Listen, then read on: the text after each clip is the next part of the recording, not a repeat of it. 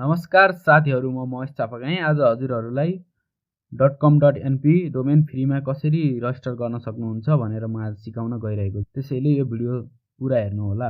सबैभन्दा पहिला आफूले लिने पर्सनल डोमेनको नाम चेक गर्नुपर्ने हुन्छ। अरूले त्यो डोमेन लिएको छ कि नै भनेर।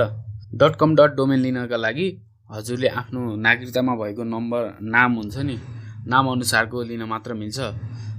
कि कम्पनी हुनु पर्यो, कम्पनी भएदेखि प्रोडक्टहरुको अनुसार लिन मिल्छ। आफ्नो सिटिजनशिपबाट लिनुपर्ने पर्सनल युजका लागि छ भने आफ्नो नामबाट महेश.com.np महेशचापागाई.com.np यसरी लिन मिल्छ। चापागाई महेश.com.np यसरी पनि लिन मिल्छ। त्यसपछि हजुरले आफ्नो नाम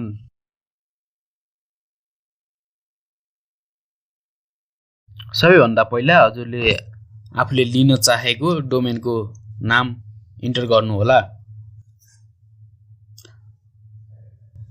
डोमेन इन्टर गर्ने बेलामा यति विचार गर्नुस् कि हजुरको सिटिजनशिपमा त्यो नाम मिल्नु पर्ने हुन्छ। त्यसपछि सर्च गर्नु होला। तपाईले सर्च गरेको डोमेन अरु कसैले लिएको छैन भने हजुरले त्यसलाई लिन सक्नुहुनेछ। रजिस्टर नाउमा क्लिक गर्नु होला। त्यसपछि हजुरले यसमा एकाउन्ट बनाउनु पर्ने हुन्छ। एकाउन्ट बनाउनका लागि सबैभन्दा पहिला आफ्नो फुल नेम हाल्नु पर्ने हुन्छ। त्यसपछि एउटा इमेल हाल्नु पर्ने हुन्छ।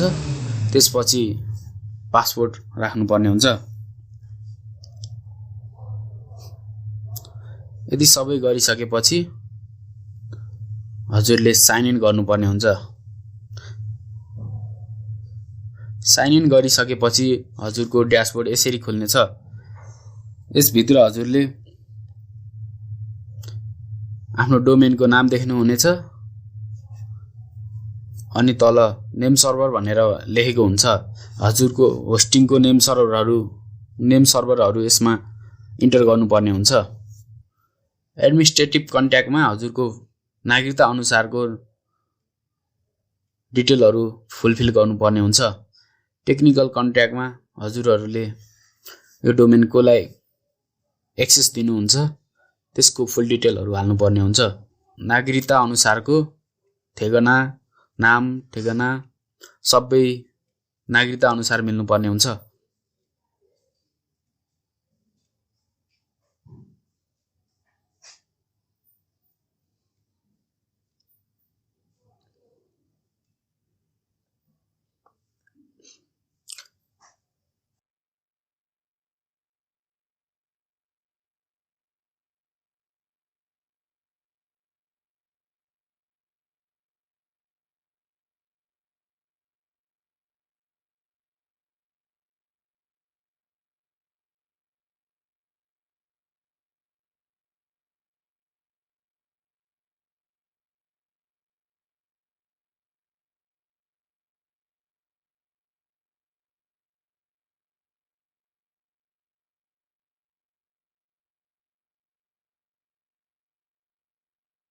हजुर आफैका लागि हो भने कपी एडमिनिस्ट्रेटिभ कन्ट्याक्टमा क्लिक गर्नु होला।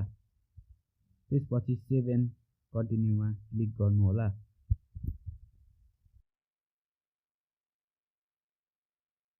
अब त्यसपछि हजुरले आफ्नो नागरिकता स्क्यान गरेर अपलोड गर्नुपर्ने हुन्छ।